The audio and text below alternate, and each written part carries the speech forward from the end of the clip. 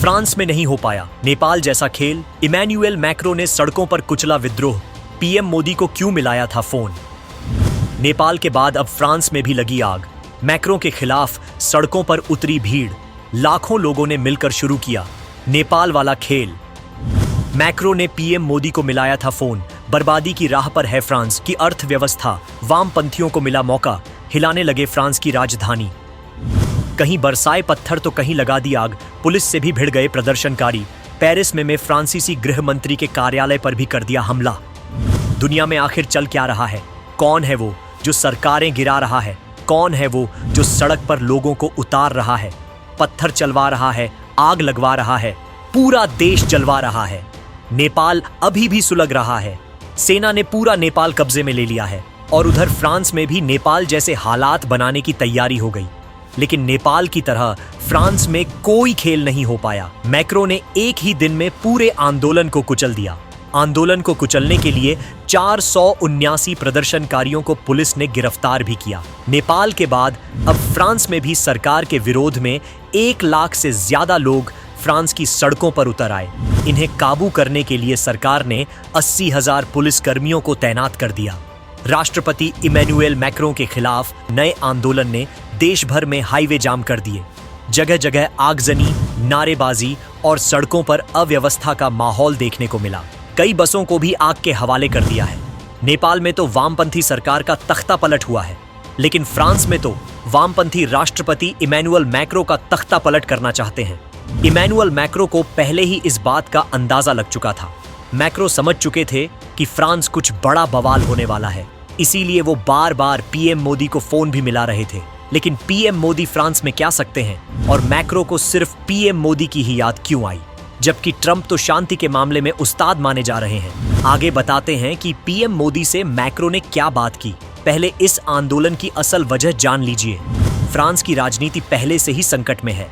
संसद ने हाल ही में प्रधानमंत्री फ्रांसवा बायरू को विश्वास मत में हरा दिया। फ्रांस के राष्ट्रपति को लिबरल बनना भारी पड़ गया। उनकी लिबरल सोच के चलते फ्रांस में वामपंथियों के साथ साथ कट्टरपंथी भी मजबूत हो गए हैं और अब इतने मजबूत हो गए कि इमैनुएल मैक्रो को ही चुनौती देने लगे। उनकी कुर्सी खाने के लिए सड़कों पर उतर आए हैं। यह आंदोलन इस विचार पर आधारित है कि देश की मौजूदा राजनीतिक व्यवस्था अब जनता के काम की नहीं रही। शुरुआत दक्षिणपंथी समूहों ने की थी, लेकिन अब इसे वामपंथ और अति वामपंथी ताकतों ने अपने कब्जे में ले लिया। पिछले 2 सालों में राष्ट्रपति इमैनुएल मैक्रो के चुने हुए 5 प्रधानमंत्रियों की सरकार गिर गई। फ्रांस के प्रधानमंत्री फ्रांसवा बायरू ट्रस्ट वोट हार गए क्योंकि वामपंथी मेजॉरिटी में है, और वामपंथी इसीलिए मेजॉरिटी में है क्योंकि फ्रांस में वामपंथियों का वोट बैंक यानी शरणार्थी भर चुके हैं। बायरू के हारने से 2 दिन पहले ही इमैनुएल मैक्रो ने पीएम मोदी को फोन मिलाया था। मैक्रो इस आंदोलन के शुरू होने से पहले ही इसे शांत करने की कोशिश कर रहे थे। मैक्रो ने अपनी छवि को भी सुधारने की कोशिश की और देश की अर्थव्यवस्था को बचाने के लिए खूब काम किया। मैक्रो पीएम मोदी से भी बात करते रहे। रूस और यूक्रेन को शांत करने के लिए भी मैक्रो ने काम शुरू कर दिया। यूरोपीय नेताओं का लीडर बनने की कोशिश करते रहे। पीएम मोदी से लेकर यूरोपीय देशों को मैक्रो लगातार साध रहे थे। लेकिन मैक्रो ने कैसे इस विद्रोह को कुचला और फ्रांस में नेपाल जैसा खेल होने से कैसे बचाया, वो भी जान लीजिए। जैसे ही फ्रांस में प्रदर्शन का ऐलान किया गया, वैसे ही मैक्रो की सरकार ने इसे कुचलने की तैयारी कर ली। फ्रांस 24 मीडिया के मुताबिक एक प्रदर्शनकारियों पर 3 पुलिस वाले लगाए गए। इन पुलिसकर्मियों का काम प्रदर्शनकारियों को पहले समझाना और फिर गिरफ्तार करना था। सबसे ज्यादा गिरफ्तारी पेरिस में हुई है। सड़कों पर बख्तरबंद वाहनों के साथ आर्मी और घोड़े पर सवार सैनिकों को भी उतारा गया।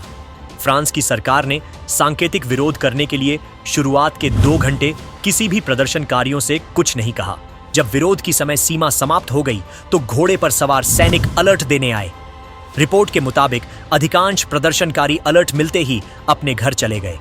जो नहीं गए या अड़े रहे, उन्हें पुलिस ने पहले समझाया और फिर बात नहीं मानने वालों को अरेस्ट कर लिया। फ्रांस पुलिस के मुताबिक 479 लोगों को जहां गिरफ्तार किया गया, वहीं 333 लोगों को हिरासत में लिया गया। मैक्रो ने खुद मैदान में उतरकर यह मामला ठंडा कराया। राजधानी पेरिस के कुछ मस्जिदों के बाहर सुअर के सिर कटे हुए मिले थे, जिस पर मैक्रो लिखा था। इस खबर के तुरंत बाद मैक्रो वहां पहुंच गए। मैक्रो ने लोगों से अपील करते हुए कहा कि बात को आगे मत बढ़ाइए, पुलिस पूरी तत्परता से कार्रवाई करेगी। मैक्रो ने इसकी निंदा की और इसे नस्लवादी कृत्य बताया। फ्रांस में 60 लाख मुसलमान रहते हैं, जो वहां की एक बड़ी आबादी है। फ्रांस में अगर मुसलमान भड़कते तो मैक्रो को उन्हें संभाल पाना आसान नहीं होता। यही वजह है कि मैक्रो ने पहले ही विरोध प्रदर्शन को फुस कर दिया। नैरेटिव सेट करने में भी मैक्रो आगे रहे। मैक्रो ने पूरे विद्रोह को कट्टरपंथियों का विद्रोह बताया। यही वजह है कि करोड़ों की आबादी वाले फ्रांस में प्रोटेस्ट में सिर्फ 1 लाख लोग ही आए। फ्रांस की सड़कों को नेपाल जैसा बनाने की कोशिश बेकार हो गई। वैसे दोस्तों, दुनिया में जो सरकार गिराने का खेल चल रहा, आप इसके पीछे किसका हाथ मानते हैं? कमेंट में बता सकते हैं।